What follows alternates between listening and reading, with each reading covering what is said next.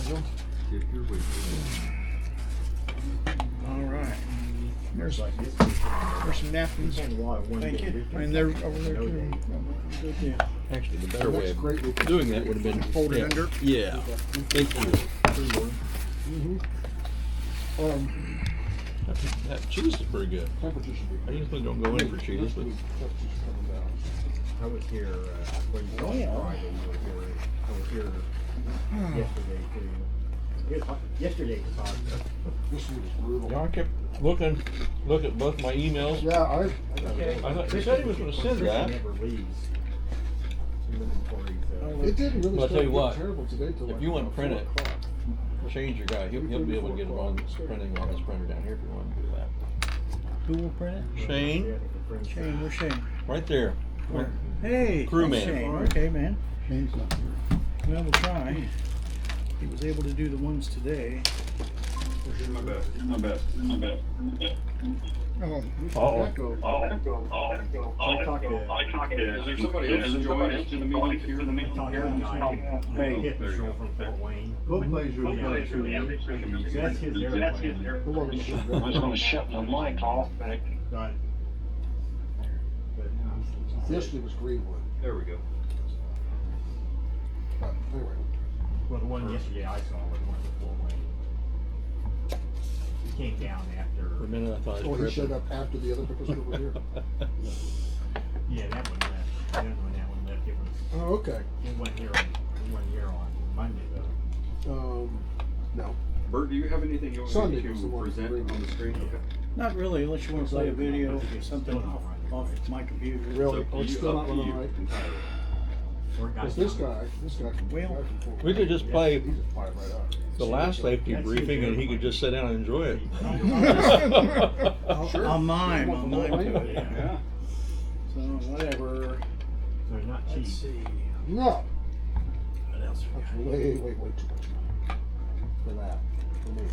But He's the first ultralight to fly across the Atlantic. That's ultralight the European did. I guess, I don't know whether he has extended tips. Oh, I guess he does. Yeah, I asked So him. he just can't do it in the hangar. Oh,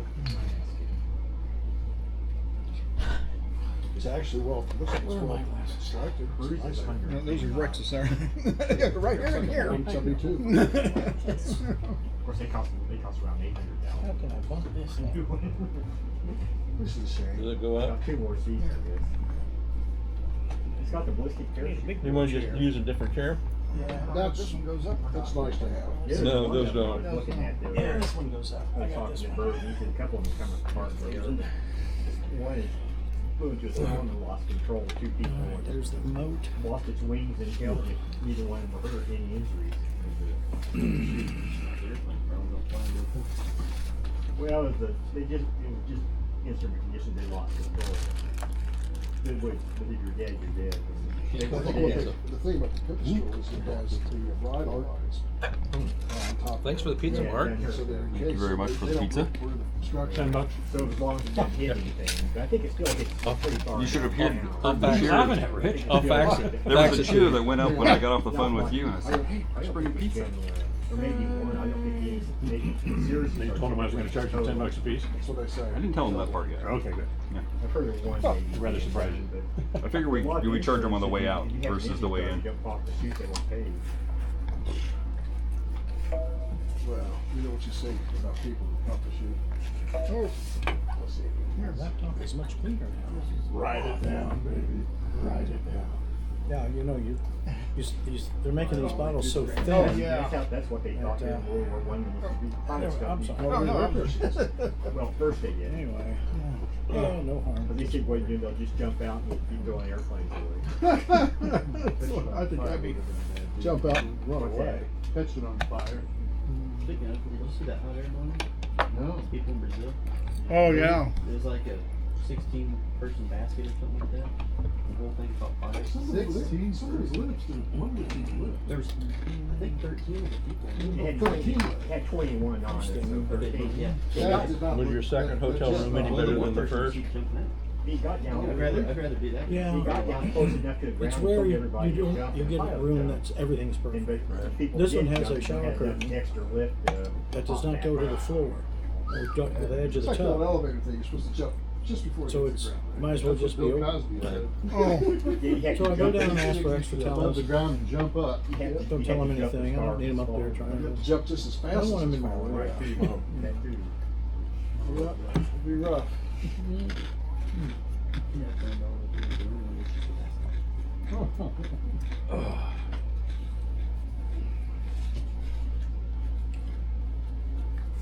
This canopy overheated? I don't know what all that was. They actually said, Hey, Shane. they said the Yes, sir. bathroom was I the just first place noticed. the fire was, so maybe a gas leak. Really?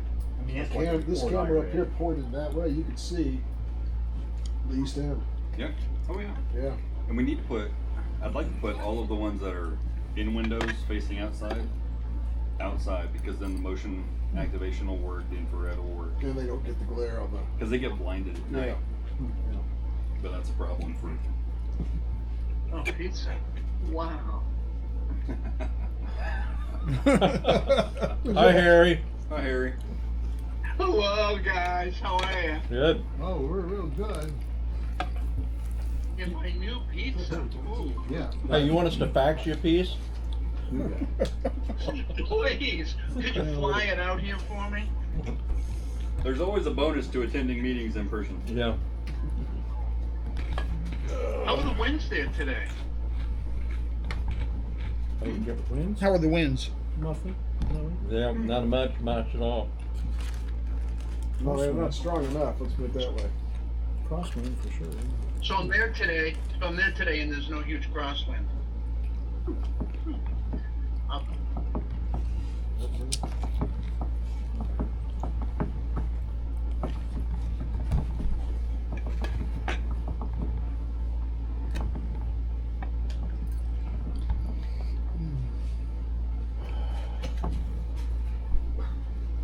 Boy, this pizza's good. It is good. Okay, Rex, I found your temper, right? Did you? Let me mail it to you now. Once I sign it, I'll scan it and just send it to you. No, I got Oh, it. I huh? got it. Oh, you gonna print it here think. then? Yes, it's real. Okay. Let's see. Have a cup. Come on over here, like that. Yeah, I need one. Thank you. Here we go, espresso. I'm going for water. Anybody need one? Sounds good, thank you. You want one? I think Harry wants one. Who? Harry. You're not here. Harry's not here, man. What's the game? Have a cookie, dessert. Hey guys, I'll probably have to drop off early because I got something else to do, but I wanted to see as much of this as I could, so I appreciate you guys setting this up. Yeah, we're recording it, so we'll post We're it recording on the it, website so you'll later. be able to watch the whole thing. Oh, great. Yeah, and I It's a will talk with my gourmet mouth full. walnut raisin. Just like my mom told you not to. I might have already got it. I don't think it'll hurt you. No, they're actually good That for one? you. Goes really good on a salad. I'll pass. I brought my M&Ms. No thanks. Oh, come on, Bert. I had one earlier. Oh. Yeah. Done been into One a day. Well, I haven't had my oatmeal today. Take two, they're small. it. You're rich. Okay, Rex, did you get it? You had 6. Your temporary certificate? I will. Let me see what's going on there. More pizza here, guys. Oh.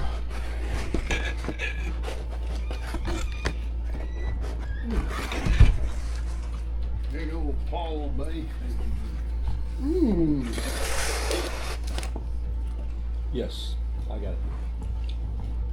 You're fine. Thank you very much. And congratulations. Oh, thank you. Sit on. And I got another great grandchild today. Yay. Wow, congratulations. I get older by the second. Tell me that.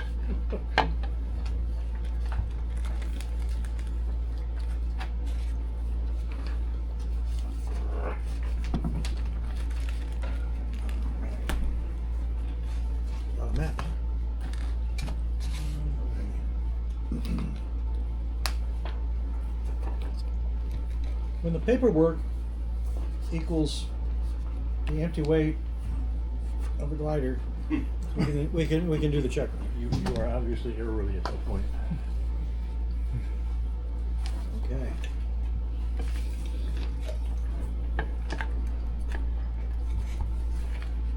This is-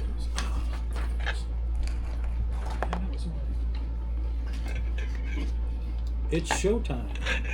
Let's all talk with our mouth full. Anyway, thank you for inviting me to have yet another site survey. We had one, I think, 2 years ago, and there's nothing wrong. A lot of clubs have me back almost every year, if not every year, because the personnel change, and I think that's kind of worthwhile. It's not only a one-time deal.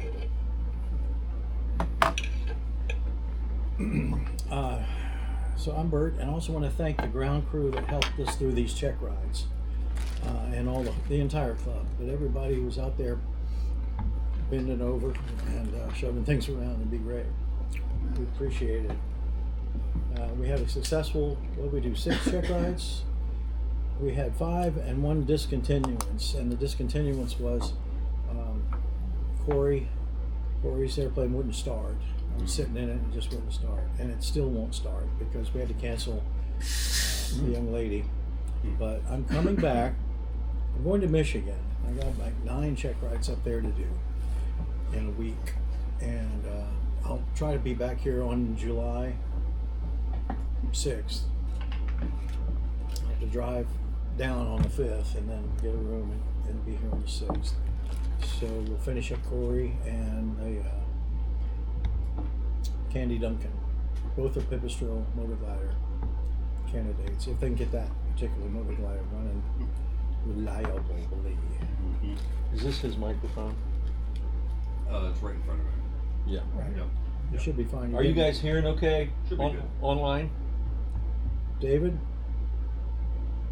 Kolkacher? Dave hasn't joined yet. Oh, Yeah. okay. Everybody's. Harry, are you? It's a little, it's a little garbled, but I think it's okay. And you can It just put that right seems in like front it's a of you. bandwidth issue. I'm figuring it's garbled because it's too close, but There you go.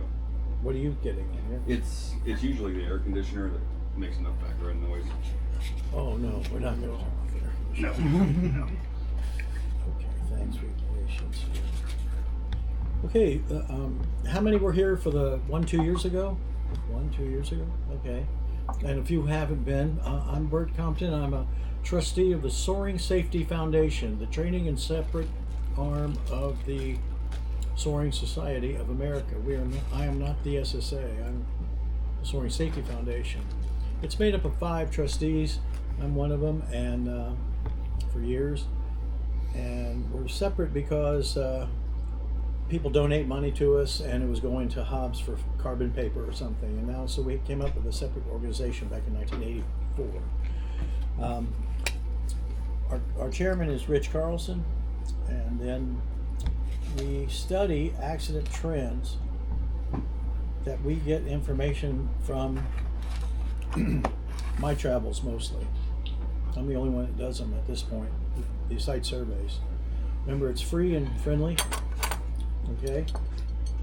The insurance company doesn't say, go out and check out SOAR Indy, or we don't do that. Unless the insurance folks have sent me on 2 different ones where they said they're gonna lose their insurance and we don't want them to pay lip service to it. They gotta invite you. So I have to be invited. It's free and friendly. This is site survey number 151, if you like rum. And, that's a lot, from Vermont, New Hampshire, all the way out to Oregon and Washington State. It's just in California. Middle of May, did 3 out there by their invitation. 'Cause that's what it takes. We watch the accident trends based on, of course, NTSB reports, but more likely, there's most of the incidents, and I'm going to talk about what's going on in the rest of the country as far as incidents and accidents. Most of the incidents are not reportable as NTSB level of damage or the $25,000 damage you make to somebody else's equipment. It's not your own glider. A lot of people think it is, but it's not. So, my going around, a couple of other guys hear things. We try to glean the information. I can ask the board members, how's your safety culture? Yeah, it's great. I ask tow pilots and line kids, I get a different story, okay? A friend of mine is in the risk management business for big machine shops. I mean, 40, 50 machines and lathes and cutting and all sorts of things that you can get hurt on. And my friend who does that type of thing, risk management surveys, will talk to the board up there in the white shirts and the ties. Then he goes down and finds the oldest machine operator on the floor. And he says, confidentially, who do you think will have the next accident in the shop here, big shop? And the old timer go, well, I'll tell you, that guy right there. Well, thank you very much. And that guy right there, and that guy over there. See what I'm saying? It's really sad in aviation when we hear people say, oh, you're such an experienced pilot. How could that happen? And the worst thing I read is, well, he's an experienced pilot, but he died doing what he loved. And I just can't buy into that personally. I fly a lot. Every time I get in, I feel like I'm getting in a Gemini capsule and going up, and everything better work. So do your checklist, look over your own proficiency. The Soaring Safety Foundation is pushing, well, let's put it this way, or the FAR book from the FAA over there, it doesn't say proficiency anywhere, because you can't hang your hat on anything but 90 days, 24 months, things like that. And there is sort of a proficiency calendar. I think I saw one downstairs on the bulletin board. But look at this correctly. If you're in the green, there's several aspects or factors that you can measure your safe flying. It's called the Pilot Currency Barometer. Kind of cute. And proficiency is something we really can't measure through the FARs or anything like that. I'm really tired of hearing people say, oh, we got a new tow pilot coming in. He's got 24,000 hours in airlines and military jets, and he's going to make a great tow pilot. I don't see the apples and orange and bananas there. It's the next hour that counts in your logbook, in my logbook, everybody's logbook, okay? We're seeing some complacency amongst the higher time pilots, and primarily the younger ones. It's not the old guys, because years ago, before my dad passed, I said, Dad, they're always asking me about those. What are we going to do about these old pilots? Is anybody over 60 here? Anybody We have over, to admit it. everybody over 70 here? Okay. Well, what are we going to do about these guys? My dad said, we see things coming unraveled, not the tow rope, but just the operation. Where we're in the sky and we see the blow off from a distant thunderstorm starting to kill the thermal reduction, so we shift gears back down to low gear, or we just see an operation or something going on that we figure out early enough. I quote my dad way more. I should take ownership of it, but I don't. My favorite one of many is anything we do in aviation, whether it's flying the airline like he did for Eastern, or flying Cubs and gliders like we did down at my dad's glider port. I was very fortunate for glider port. Anything we do in aviation for convenience increases the risk we must manage. He saw me do an intersection takeoff tow, Boca Raton, Florida. I was all of 18 or 19. And that night, it went well, but that night he said, did you calculate density altitude? How much runway did you have in front of you? That's a regulation, isn't it? On every takeoff, you must know how much runway is in front of you. That's a reg. Well, I said, yeah. He says, more importantly, who were you towing? Well, a good friend of ours, Johnny Bird, a couple times national champion on the world team and all that. But what does that have to do with it? Well, it was hot, probably high density altitude down there in Florida if you toss in the humidity. on the engine, and Johnny Bird was a very experienced pilot. But he had taken off planning to fly from Boca Raton, Florida up to the Georgia border, which we did once in a while when the two sea breezes merged from the Gulf and Atlantic. Very special type of soaring when you do that. And he discovered he's sitting on his wallet. So he landed and said, we'll go from here. And I'm a dumb kid, and I don't ever, if anybody says, well, we'll go from here, think again. Anyway, I told him everything was fine. Dad said that evening at dinner, he says, I saw you do that takeoff. And did you calculate? And, you know, I said, well, he says, look, I'm not going to tell you never to do it again. But you know that when you do something for convenience, because Johnny wanted to get up there, hit that Cloud Street and go north, anything we do for convenience in aviation increases the risk we must manage. So as long as you do the calculations, do that, okay? Now, I understand that, and I recall you all used to take off one way and land the other, especially down here, and that was for convenience. So Captain Fritz Compton's words should say, anything we do for convenience is going to increase the risk. The other type of thing would be someone's been up for what's the ride limit, 30 minutes, or you've got your club glider up for an hour and they call you down and say, land downwind, we want to switch out the gliders. Now apparently you're not doing that anymore. I think I saw that 2 years ago and it made me squirm a little bit. I'm not here to pound the table and tell you how to do things. I just want to get a discussion and a round table situation where we can kick around some ideas of anyone who thinks, why are we doing that way?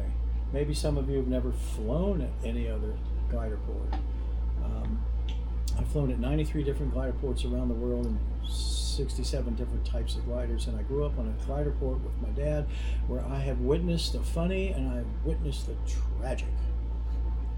I shivered because I remember that I just saw the mental video and that's not good. Nevertheless, you'll see more people die in aviation that you know than in car wrecks, honest to God. So what's going on around in the country is people are having rollout accidents. In other words, what's the old adage? You fly the tow plane or the glider to the hangar or to the tie downs. And people are touching down and they're rolling out and end up in a ditch or hitting something like that. Or hitting the golf cart. Okay? Other accidents seem to be based on complacency. Okay? That's what, you know who Klaus Hollinghaus was? The designer of the Cirrus, the Discus, the Ventus, the Arcus, and all the other things. He hooked a wing in the Bavarian Alps in a pass that he'd gone through, 99 times before. Boom, it was over. Other people, Dick Johnson, of course, we think that's a medical, but people around the world who were expected to be experienced glider pilots have been killing themselves. In 2011, we had 10 SSA members killed in aviation, in gliders. Of the 10, 5 were flight instructors, but not instructing that day. But we hold them to a level of skills and knowledge, perhaps. And of the 5 flight instructors, 2 were DPEs, designated pilot examiners, but not giving a check ride at the time, okay? Now, I opened the SSA conventions with this safety presentation. I got a guy from Sweden coming and all these other speakers. I'm sort of the host of that for the Soaring Safety Foundation. But I open it up and on the big screen behind me is this logo of the Soaring Safety Foundation. So I say, who in this room fits the profile, flight instructor, DPE, who might fit the profile for the next fatal accident in soaring? I hit the button and my big old face shows up on the big old screen. People go, ooh, not you. I said, yeah, I fit the profile. For DPE, lots of hours, over 11,000 glider launches. It's just, I'm not bragging, I'm just saying, wow, I could be the guy. I fit the profile. So whenever we hear about an experienced pilot coming to the club or in the club, we want to Remember, it's their next hour that counts, okay? I want to talk about, I always do, whether you have a rogue pilot amongst you. If that means someone who is not observing the club rules. Who's looking around? Rich, you're okay. Rich is it. All right, great. You admit. All right, they're bending the club rules. Maybe they're landing downwind back to the tow plane and all that, and maybe even bending some FARs in the process. What's the FAR about acrobatic flight? What's the definition of acrobatic flight according to the FARs? Okay, no guesses? It's supposed to be a round table discussion. Come on. Okay. Greater than 60 degrees of bank and 30 degrees pitch. No. Not incorrect. That could be recognized as an FAA guy standing out. Not incidental for normal flight. I can't hear you.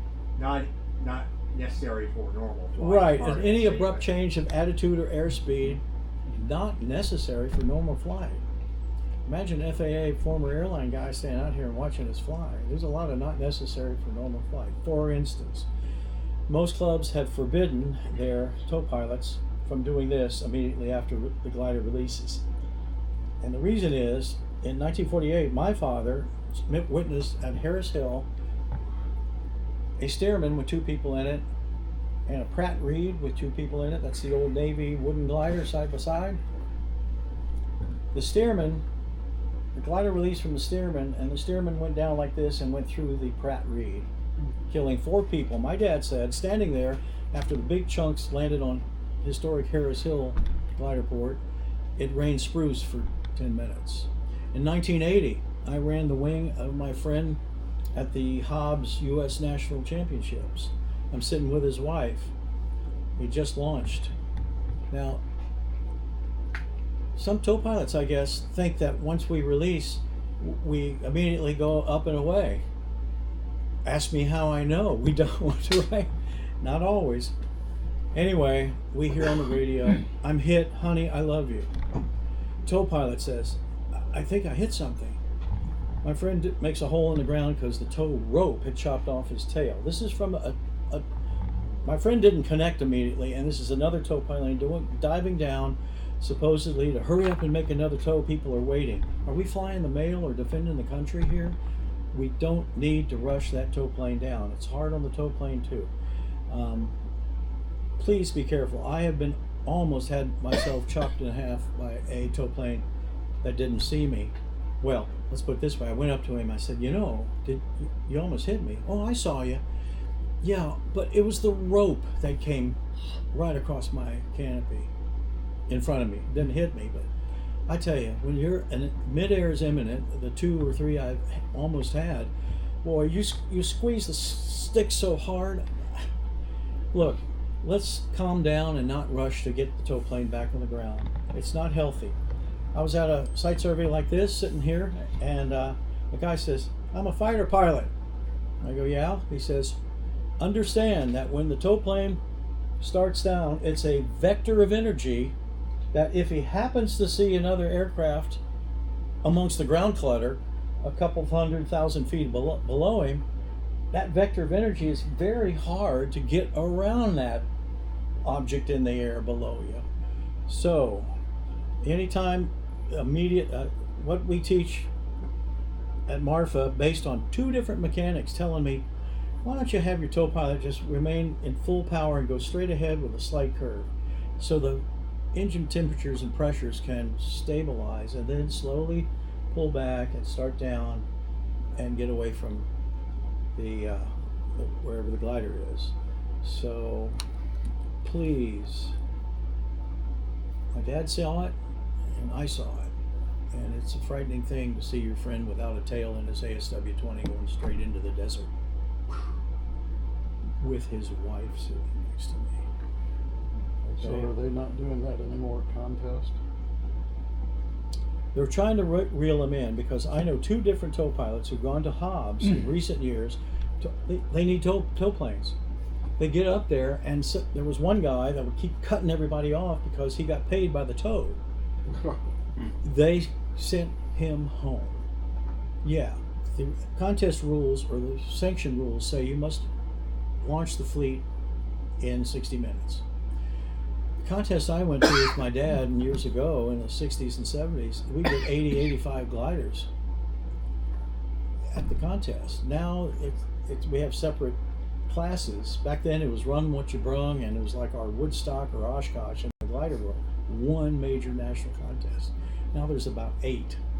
And the idea of trying to launch 15 gliders at an open class meet, you can certainly do it in an hour with 3 tow planes. And if you don't, it's not a deal killer. They don't cancel the day. Nothing like that, okay? So please, it's sort of like the low passes at the end of the contest. You ever see that? Where they come in, dump their water. And at Bryan, Ohio, I saw a guy who was famous for making a real worm burner pass, dumping water, and everyone said, "Here he comes." I won't mention his name. He's a former president, chairman of the board of the SSA, and he is long gone. Sure enough, he comes in screaming in his ASW 20. He's inches above the grass. The air's always moving, isn't it? He touched at red line. Immediately the glider flutters, whack, whack, whack, whack, whack, made a noise like you couldn't believe, and he barely got into the cornfield next. So much for swinging around and making another landing. So all this hijinks, and it's fun. Ask me how I know. I mean, I'm not the perfect guy, but between that dive and the tow plane, which I used to do, and my dad finally reeled me in. He says, "Let me tell you about 1948, when that steerman went through that Pratt Reed sailplane and killed 4 people." Sure, then I get to see it in 1980. So growing up on a glider port in south of Miami, I've seen the funny and I've seen the tragic. We also, I got to tell you, in the winter we get Dick Screeder and all these old names of soaring. Peter Riedel from the Wasserkuppe German pioneers of the late 20s and 30s. He was the youngest, so he came down to visit every winter. I went to my mom, I must have been about 11 years old, and said, "Mom, I want to be a pilot when I grow up." She was a pilot, and she says, "Pick one or the other." So I'm ending this on a humorous note, okay? Did you get that? Pick one or the other, right? Right, kids? When the FAA gave me that 50-year safe flying award, I said, "Thank you very much, but I'm still the kid on the airport." Aren't we still the kid? And we are our brother and sister's keeper. When we see something going weird, a procedure, a takeoff, the way we lay the rope out, things like that, or the flying, we have to intervene. And that's where the rogue pilot comes in and embezzles our safety culture. How many of you have managed or own a business? Please. I know you're all rich. Come on. All right. Imagine you had a trusted employee embezzling money, and more importantly, embezzling company secrets. What do you do? Sing out. What do you do to the guy? Fire. Fire him, right. Or shoot. You have a rogue pilot, if you have a rogue pilot, or if you get a rogue pilot. That pilot is embezzling your safety culture. What do you do? "Oh, he's gave us money for the new hangar and blah, blah, blah." And he's like, yeah. But we've told him 3 times, please stop doing that in the tow plane or in a glider or a club glider. And I said, it happened at a club. I can't tell you where because you might know about it, but there was a flight instructor who had a couple of serious incidents that damaged the glider. He finally had a real major one, which severely injured his young teenage student that was in the front seat, who happened to was going for a track and field scholarship to Ball State or someplace nearby. It wasn't here. And the club, I said, "So what are you going to do?" Because this was one of those times when the insurance underwriters said, "You go call Burt Compton, and if you follow what he says." I just give options here. We'll see if we're going to renew your insurance. You know how hard it is to get insurance in the glider world for tow planes and glider clubs and individuals? There's not many providers out there at all. So I go to the club and what's the deal? So the insurance underwriter had sort of whispered in my ear, ask what they're going to do about him, which means they wanted this guy out of the club. He'd had 2 or 3 small accidents. The big one really hurt some youngster who's going to be a track star. It doesn't matter that, but it was hurt. And so I said, let me tell you, when I'm getting, if I read between the lines, they want you to ask him to leave the club. Oh no, we don't have that many instructors and all that stuff. And by golly, I said, all right, let me tell you what the insurance underwriters are asking me.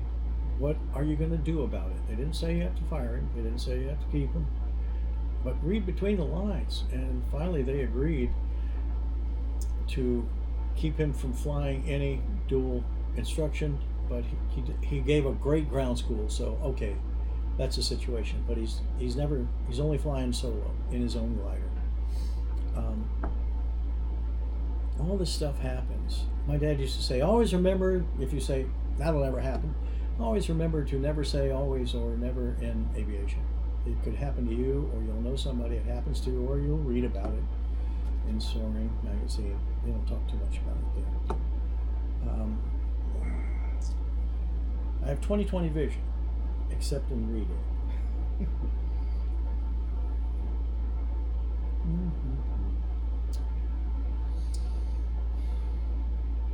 I want to talk about the Space Shuttle Challenger.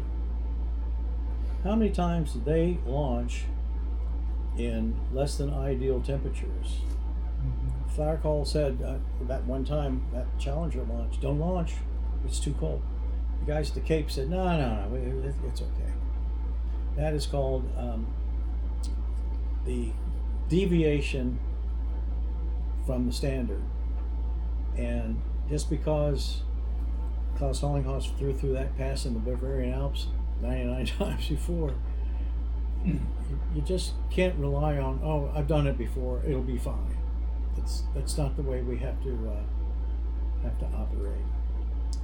The big thing that the insurance underwriters have asked me to do is talk about club management. Your obligations per your insurance policy to know who's flying your gliders and understand that. Well, I'll give you the great example. This is a good one too. Well, nobody died, so it's a good one. Okay, one of the club members at this club goes, takes the Grove 103 solo. Okay, it's a fairly large club, and they take off and they fly around for a little while, and they get to about 1,500 feet, and the rear canopy of the Grove, the blue one, pops open, departs the aircraft, and hits the tail, the rudder, and the elevator stabilizer. Okay. Now, meanwhile, he's trying to control things, and he pitches way up. You know about kiting. You know about the British study. How many seconds? 3. There's another study that says 2, but I'll go with 3 because I've been dumped twice where I'm looking straight at the ground.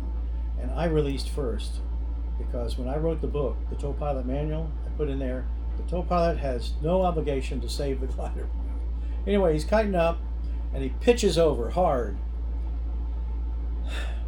Something in the front seat, like a handheld radio, now goes through the front canopy. He's lost the rear one.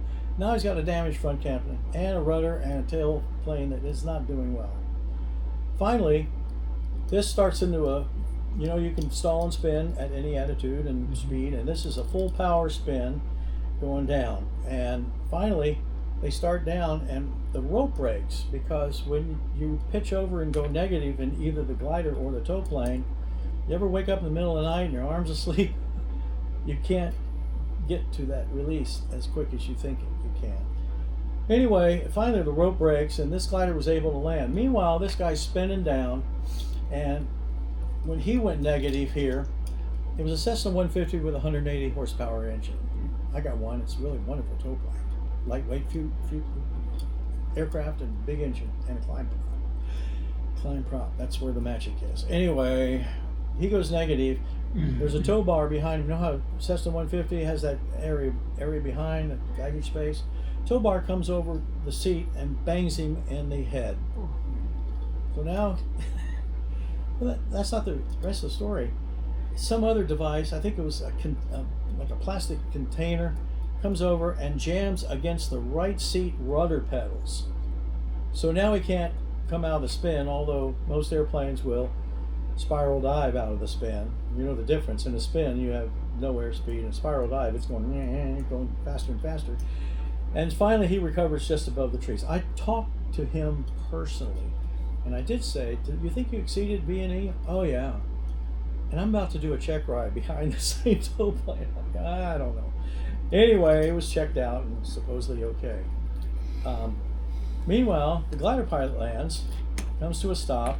The story goes on and on. I mean, the kiting, the not closing and locking the canopy. So much goes wrong. The three things.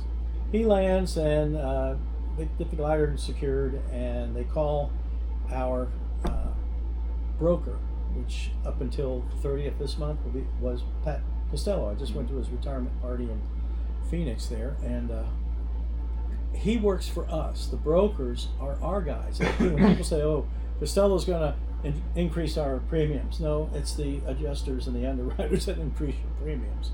Anyway, they call Pat and say, "Okay, we've had a loss. We've had an incident. We need to let you know, and so we can get the insurance to take care of all this." He says, "Okay, fine. Let me get my form out." "Okay, what's the name of the pilot?" Remember those. Does anybody know Poncho's real name? Okay. Call Poncho in, and they tell Pat Costello, "Stand by, we're getting him in here." Well, he says, "Let me have his FAA pilot certificate number, and I'll look him up in the database." This is getting goofier and goofier by the second. We're not done yet. Poncho comes in. They say, "Poncho, give us your pilot certificate." We've got to tell Pat Costello what the number is, and it's a Mexican pilot certificate. He did not hold a U.S. FAA pilot certificate of any sort. I asked Pat Costello in the past, if a guy is a little past his flight review, or the glider is a little past your 100-hour inspection, because you give rides for hire, what do you guys do? We pay the claim. That's what we do. Now, next April, when we renew you, we're going to have a little talk about the club management and the maintenance of the aircraft. He says, but in this case, the underwriters refused to pay the claim. Now they got a beat-up Globe 103 with no canopies. Fortunately, the Mexican pilot was wealthy, and he paid $45,000 to $50,000 to have this Globe repaired, which is probably more than it's worth, but it was the right thing to do. Now, I didn't know about this. The next thing I know, I'm getting a call from Poncho out in Marfa, 450 miles west of San Antonio. "I want to come and get my U.S. license." Okay. And an hour later, my friend at San Antonio soaring says, "He's coming to you."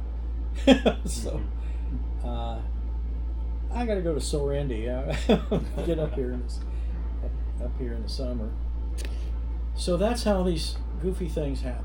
Okay, and again, the British did the study, and here's what they found out that they didn't realize was going to happen. They purposely kited on the tow plane a little bit to see how much it pitched up. And they pitched up a little more, and it pitched up a little, and it got dumped a little more. Then they took this K7, Stryker K7, and they really pitched it up. And this guy's going vertical, and then they pitched down.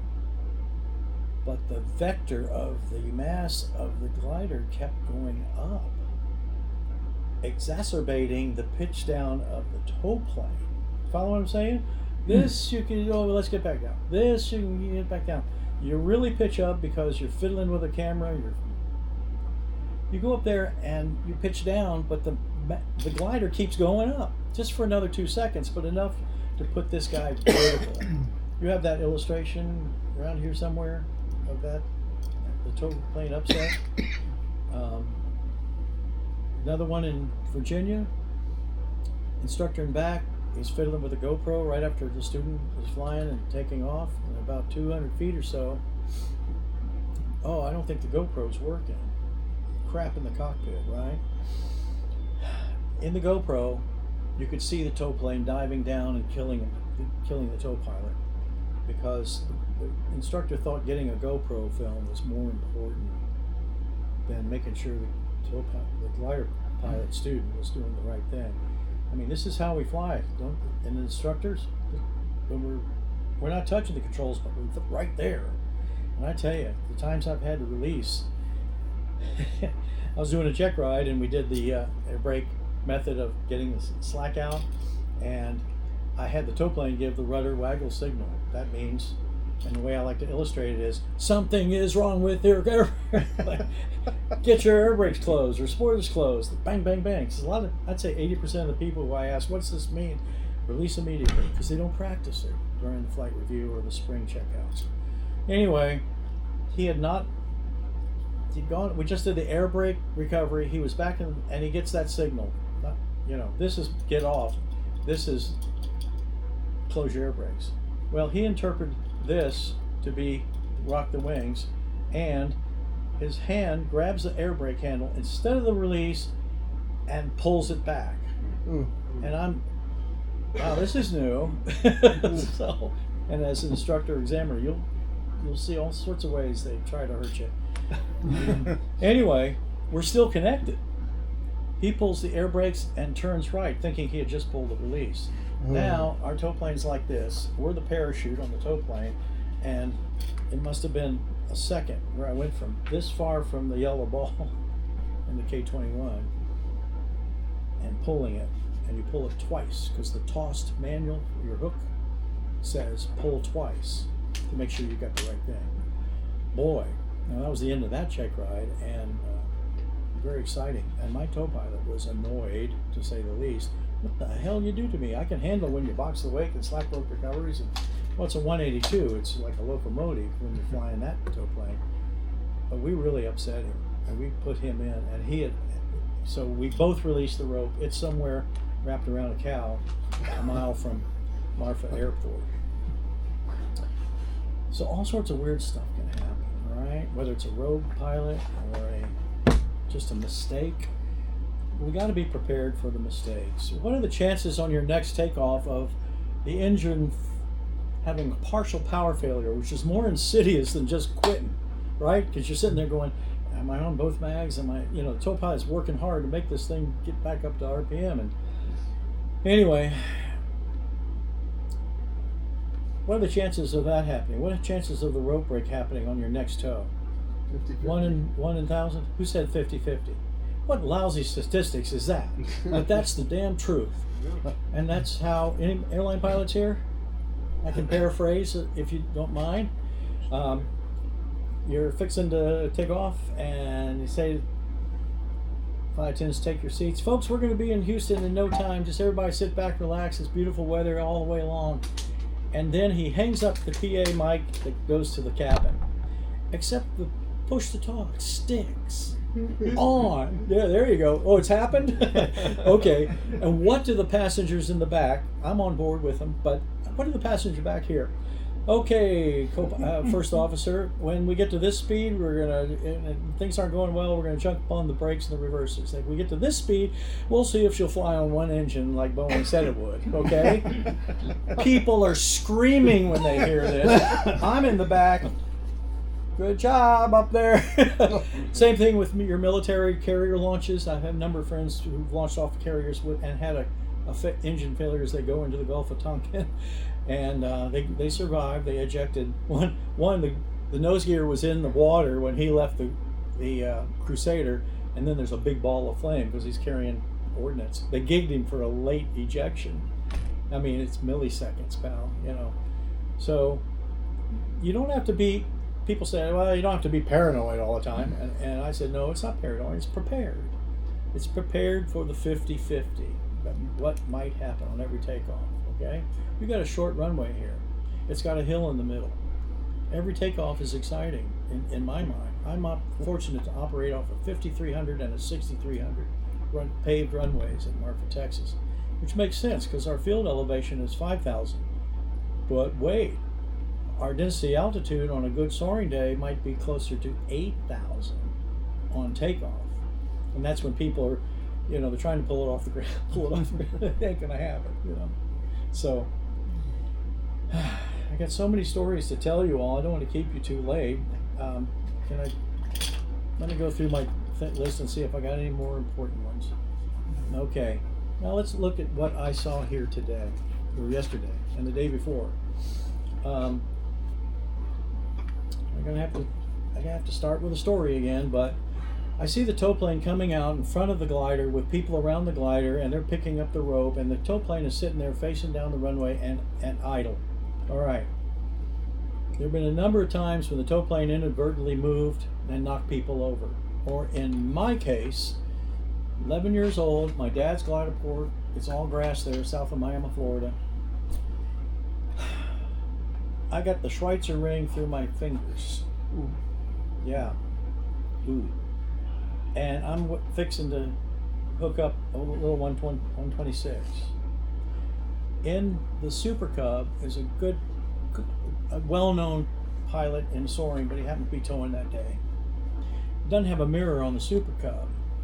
So he's there with his hand on the stick, and he looks around to see what's going on. Where's the throttle in a Super Cub? Right up here by your elbow, right? Very convenient. He bumps the throttle when he goes around. I'm jerked on, and I'm going down the grass thinking at 11 years old, I'm going to be in the air. He's going to pull me up in the air. This is a real cartoon happening here. I finally have enough sense to let go of the ring, so never put your fingers through the Schweitzer ring, the big ring for the 134. I let go, a lot of grass stains, and just in shock. It happened so fast. I've seen people knocked over by tow planes that inadvertently started moving. And it's well, there was a club that they would hook up the glider and the tow plane, and they'd give the take up slack signal halfway out the wing, not clear the wing, and when it came tight they would slow down and stop. Well, I told that club, I said, that's not a good idea. I got drugged through the grass. I mean, people have been knocked over. They called me about 6 weeks later, say, Burt, it happened. We got a guy in the hospital who got whacked by a wing because the tow plane was an L-19.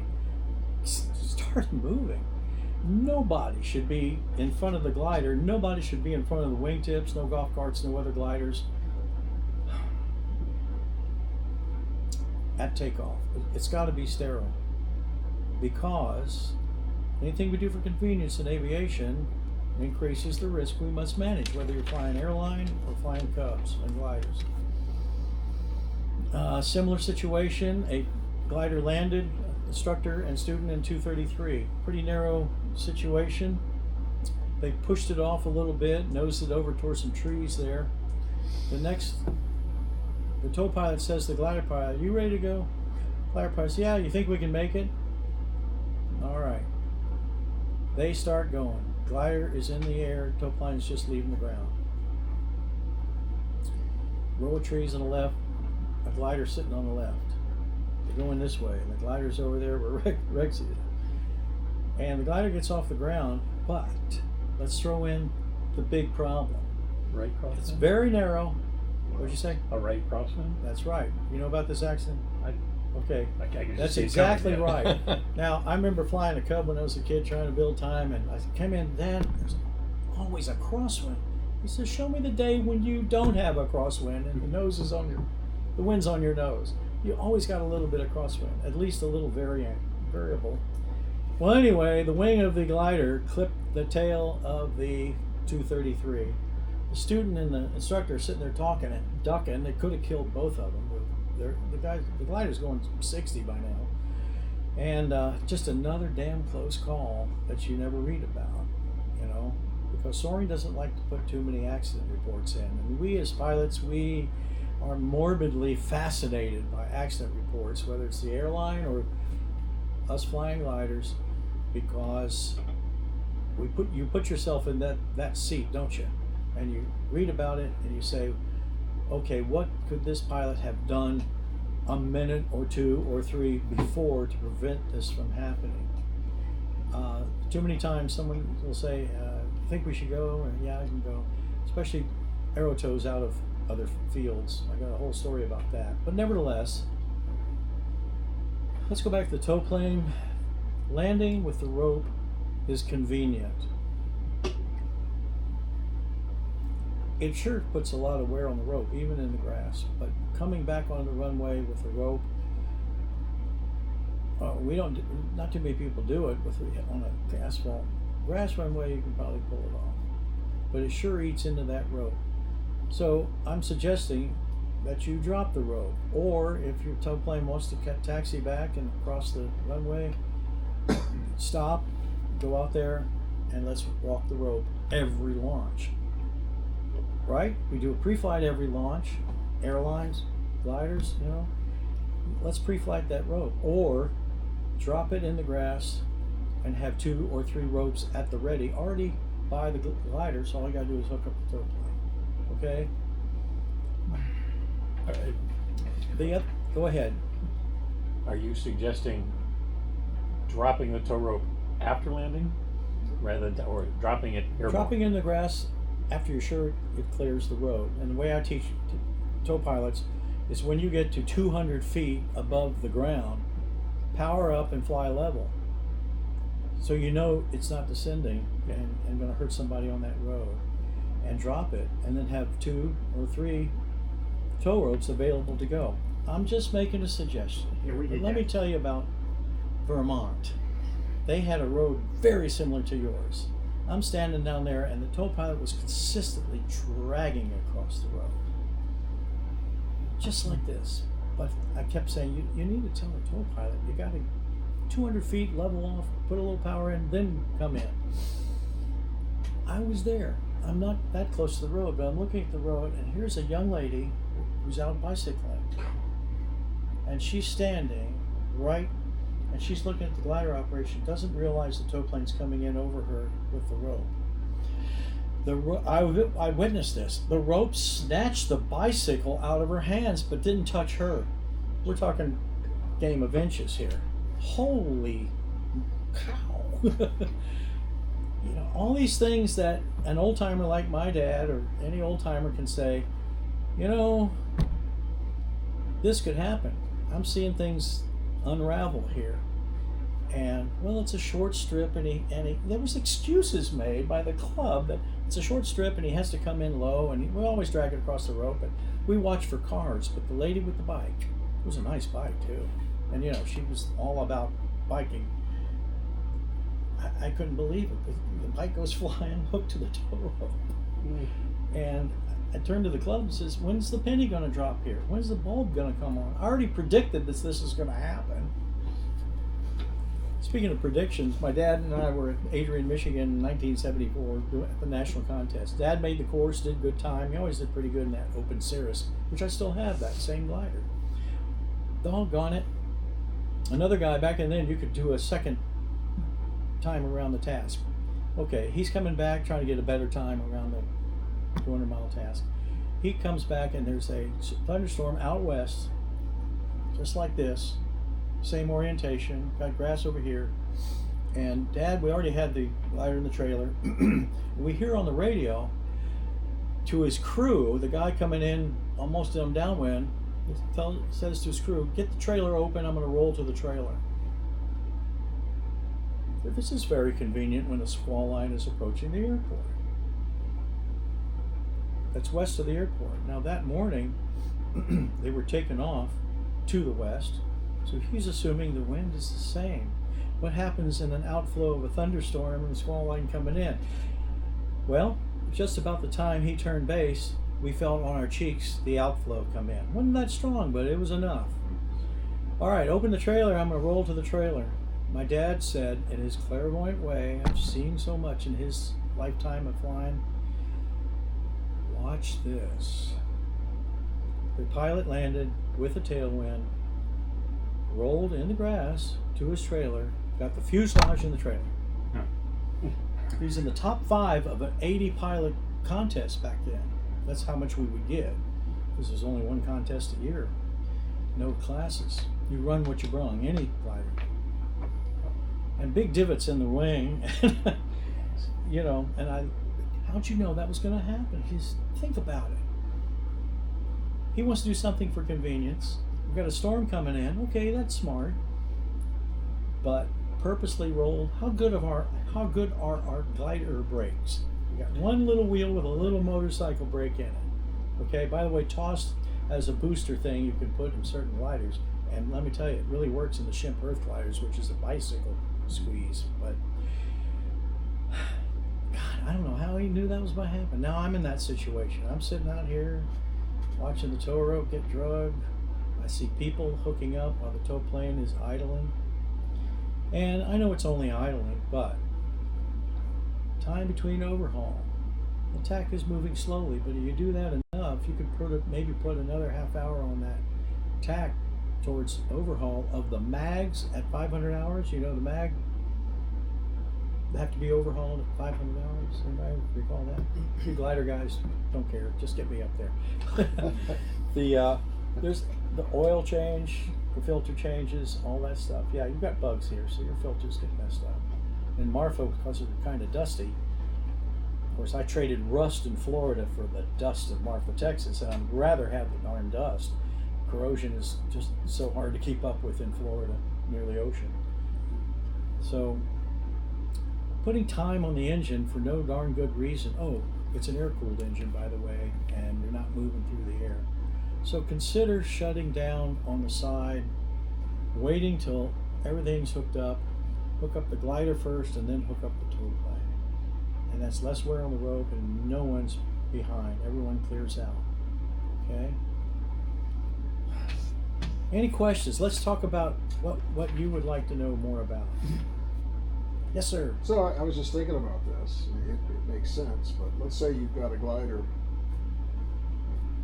with a student instructor in it and waiting for the tow plane to land. And in a case like today, we would maybe have the glider on the runway behind the threshold.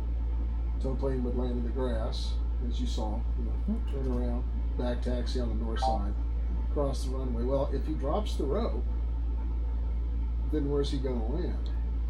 What if if he drops and then lands on the grass? Drops the rope 200 in the feet grass. above the level at 200 feet, comes across that road, pulls the release in the tow plane twice, Right. make sure it goes, and then lands. You all figured out. I'm just telling you Okay. what I know. And I see I'm what not you're saying. demanding Just that go you ahead should. and land after you drop the Yeah, rope. you land in front. And in the grass, you're going to slow down fast enough. We did that every time on Friday, but he flew a regular pattern. He dropped the rope, he flew around and landed. So Dave did that, and we did that on Friday. That's what I was thinking. I was thinking he was going to Well, fly I around asked- and land. Yeah. Kick it around. Yeah. What do other people think about that procedure? We have had a rope slap the inside, the headliner of a car going down that road before. Okay. Remember that? So come in, the technique is to fly level when you hit Yeah. 1,200 feet. So those cups that we have on there now are heavier Oh man. than the ones we had previously, and they hang down a little bit more. When I've been here and I've seen the tow pilots coming in to where they're going to hit something on the road if it's there, like a combine or something, Or a lady with a bike. or a lady with Holy a crap. They would kill her. And she didn't get hurt at all? No, it was so. I thought I was going to see a dead person in a bicycle going. But And anyway, and she was standing there, with it out in front of her, and it hooked the front tire, snatched it out of her hands, and Oh, so she wasn't riding. no, she was Just standing standing there there. watching the gliders take off. The rope comes and goes snatch. And about 10 minutes before, I said, "You got to tell the tow pilot to come in higher." Now that'd be a great showman thing to do at an air show. Rex, You could repeat it though. you just yesterday earned a license to learn, Yeah. not license to do No, dangerous I- glider pilot tricks. so if I know you're kidding. If I see a tow pilot that's hanging down too far, I'll say something to that tow pilot, whether I'm on crew or not. If I see it, I'm going to say Yeah. something, and everybody should do that. Yeah. I mean, the tow pilots, they're looking out the front. They don't know for sure what's going on behind them. The other thing is, and I've done this many a times, is we'll have people stop right at the end of the runway. Yep. I'll walk over there and say, we would really like to have you watch if you want to, but either pull over one way or the other, or come around and pull down in our grass down here. You have a bullseye on your car. Yeah. However, if we adopt the practice of dropping the rope, that in theory would eliminate the need for the cups, because the cups are there to protect the ring as it's being drugged But to you the need a grass. search warrant to find the rope. Well, you've got a ground crew watching where it's dropping. Sometimes. Yeah, Two Friday people. we did. Well, He did drop it in the field, just right at the edge of the field Okay. on the south No, side. I agree. I agree with what Bert's saying. Yeah. I mean, it makes sense. We can probably discuss it and figure a way. You know, and that's the other thing, the communication from whoever's flying the tow is announcing, Right. releasing the rope, you know, and then you know, okay, we better be watching where it's dropping, you know. Right. Yeah, no, My concern It's an idea. is, do we have enough people to safely do that? Because although you have 4 and 5 people on a crew, Most. a lot of times there's only 2 or 3 that actually show up. So, you know, is your suggestion, Bert, that we have 2 people retrieve the rope that got dropped? Or Getting back to the cup, I use a wiffle ball because it floats high, Yeah. Yeah, that's true. and you get the softball size wiffle balls, and that seems to protect the ring a little bit. But I know rings are expensive. Ask me how I know.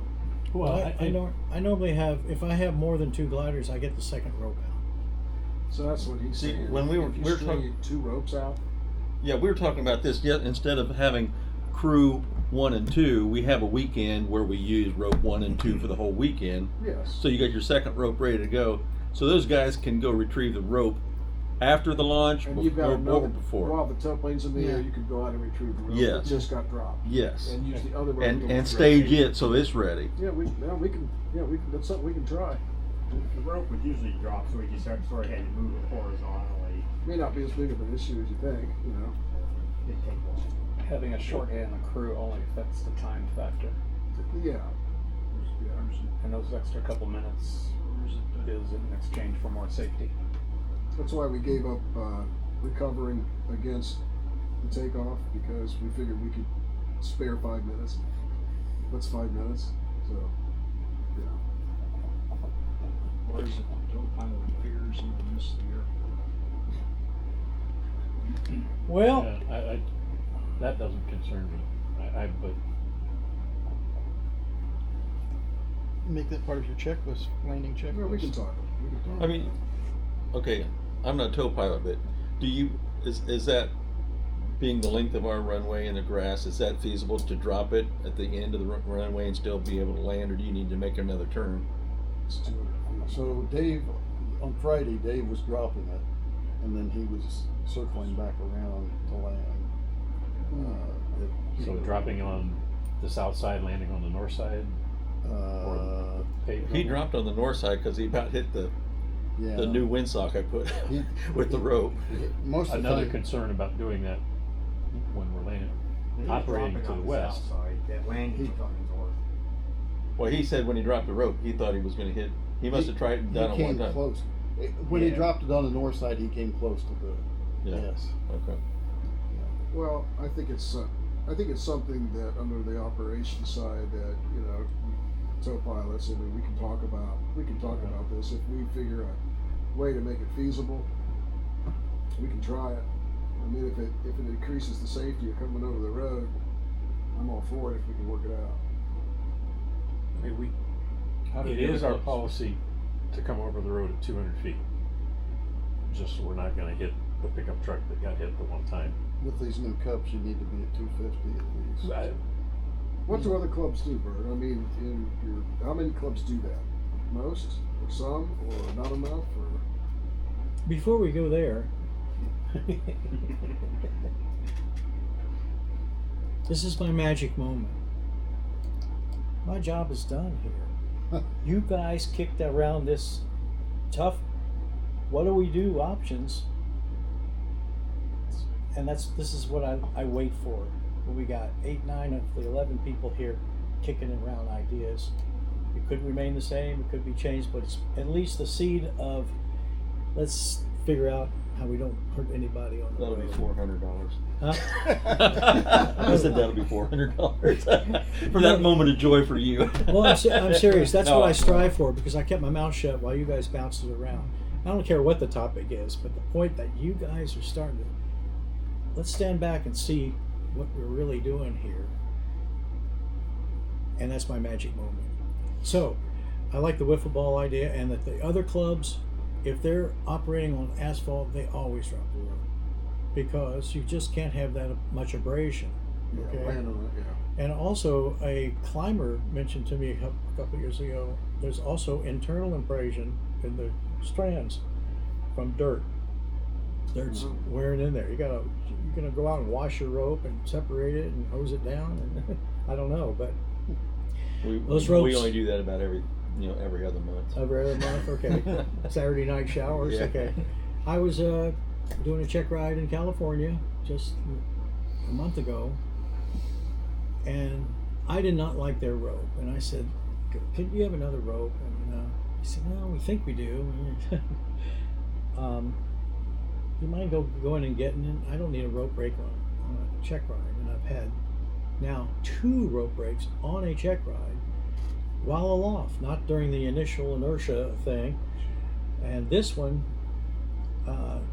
let go at the tow plane end because they were using the old Chinese trick, and I've seen many tow ropes get loose and come out, and in both of my occasions that was the reason the rope broke. One was at the glider end, one was at, we were boxing the wake. Shouldn't have been that much. How much pulls on a tow rope in a normal stable tow? How many pounds? 40. 40. That's it. Because the glider wings lift its own weight, and all that tow plane is doing is overcoming your drag. So, nevertheless, I'm not a big fan of the Chinese trick. I use 5/16 twisted poly, and I put the video on how to make an eye splice.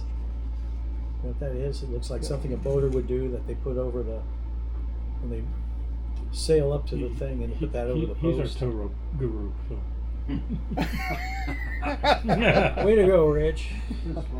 No, we do We the ice staple. splice on to connect the ring, but then we come down. We've got a manual on it. John Everline wrote it, that we weave it in and out, and go another length, 8 inches, and weave it in and out again, and then we go another length, and then that's where the weak link part is at that third point.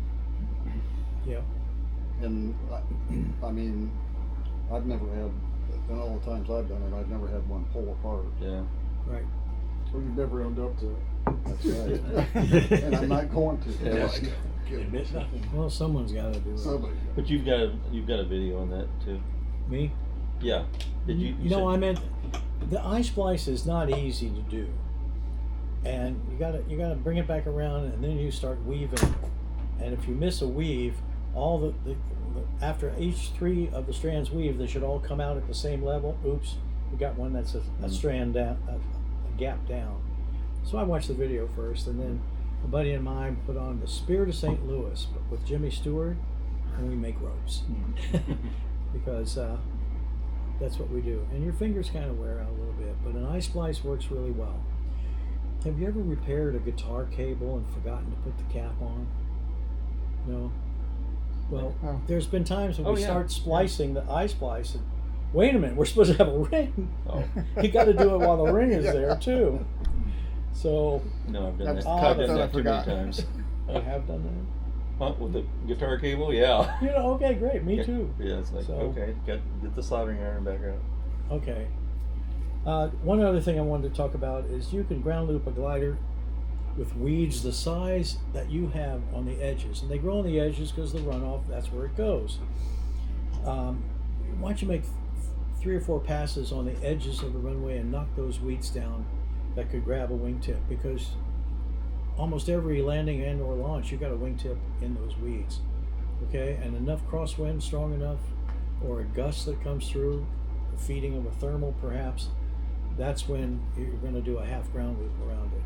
Okay. One more thing, T-tail elevator gap tape. It's hard to see the top gap tape on your T-tail elevators, okay? Uvalde, Texas, many years ago in a contest.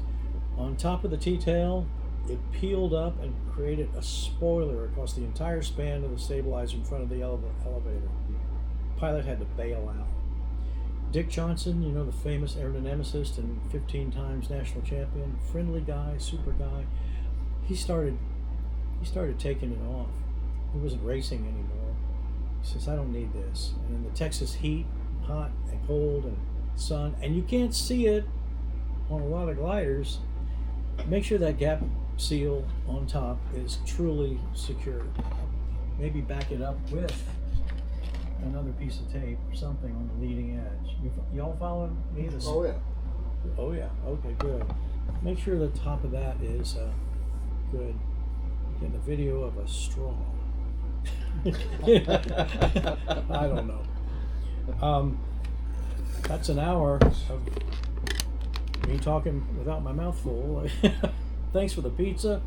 Thanks for inviting me to come up here, not only do the check rides, but to give you some idea of what's going around the rest of the country and even the world as far as incidents that you never read in an NTSB report. I just find out about them and I'd like to share them with y'all. Okay? Thank you. Yeah, thank you. Yeah. Thank you. All right. Finish up that pizza. Somebody else. Question. You probably done a lot of check rides in the ASK 21s.